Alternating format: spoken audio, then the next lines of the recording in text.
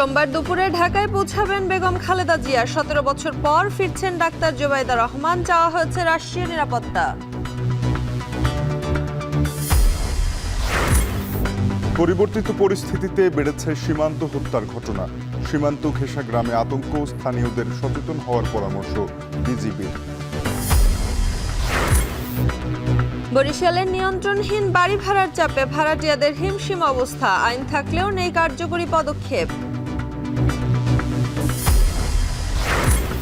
ভারত পাকিস্তানের যুদ্ধ শঙ্কায় সীমান্তবর্তী গ্রামে অস্থিরতা।